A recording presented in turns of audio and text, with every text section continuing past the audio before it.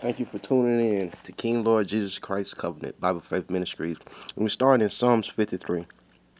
The fool had said in his heart, "There is no God. They are corrupt and have done abominable iniquity. There is none who does good."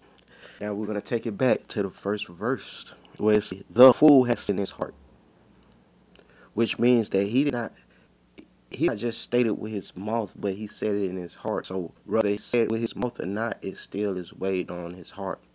Because his heart, that's where man hides some of their most vulnerable situations, personal attributions and mistakes, and also shortcomings. And it's crazy how God, well, it's not crazy, but it's actually natural how God actually tells where they would hide them not believing in God. It would be in their heart where they hide it. And the craziest thing about a heart, nobody knows what another person's heart holds. Nobody knows until it's revealed. They are corrupt and have done abominable iniquity, which means nobody. It's like everybody lost and nobody doesn't care about being found. So everybody knows about Jesus, but nobody cares about going to Jesus. There is none who does good, which means depending on if you want to do good or bad, majority of the time it's more people that would like to do bad than good. There's only a few people, and the thing about these few people that do actually do good, it usually be because of how close they are to God, and actually how what they actually understand about Jesus to be true in their life. God looks down from heaven upon the children of men to see if there are any who understand, who seek God. So that means while I'm actually speaking right now, he's still looking down to see if anybody's actually looking to understand him or seek him. Every one of them has turned aside. They have altogether become corrupt, which means that when people start falling away from the truth, then this is the opportunity for the devil to come along and group them up and about situations and issues that they cannot overcome unless Christ is with them. Which means, when I say Christ with them, which means Christ will actually put you in an observing seat after you don't went through affliction and persecution. At some point, a time in your life, a believer will go through persecution and affliction for his faith to actually see that will it really be pure, and will he really actually depend on God instead of man or outside of man. Every one of them has turned aside. They have altogether become corrupt. There is none who does good, no, not one. Which means in the sight of all, everybody falls short. Because, and I'd rather it be like that, because the only one that actually has the ability to redeem all is Jesus Christ. That's why everybody actually falls short. And that is actually the greatest test about life. The greatest test about life isn't what we know about self.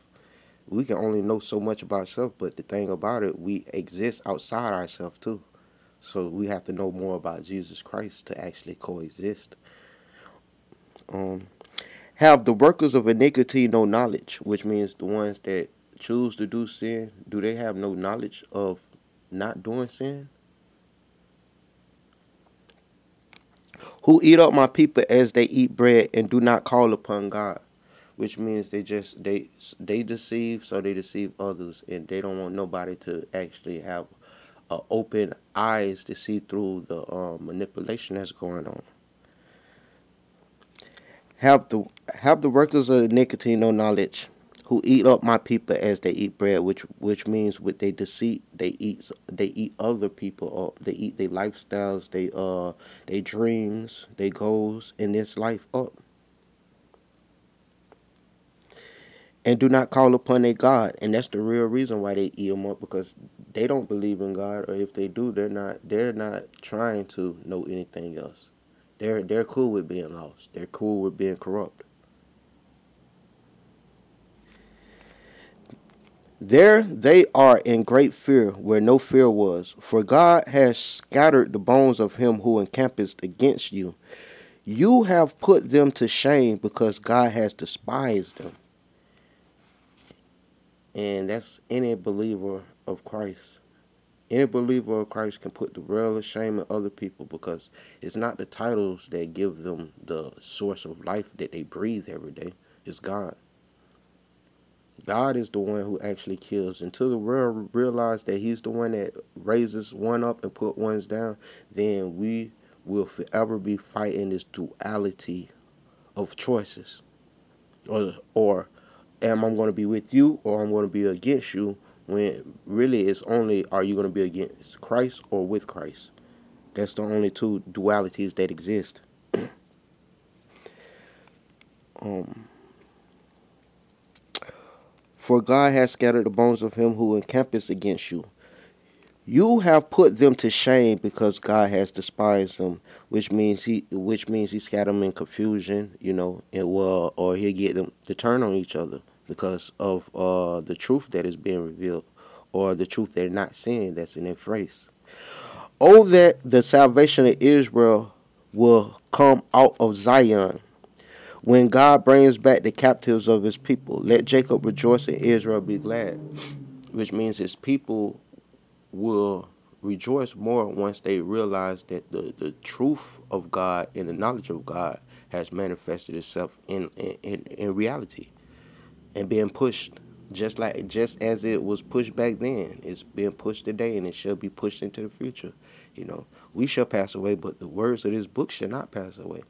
That's the thing that keeps all life in, what can I say, in connection with the source of God. Until next time, keep the faith. Thank you for tuning in to King Lord Jesus Christ Covenant Bible Faith Ministries. We're going to teach the little boys and teach the little girls.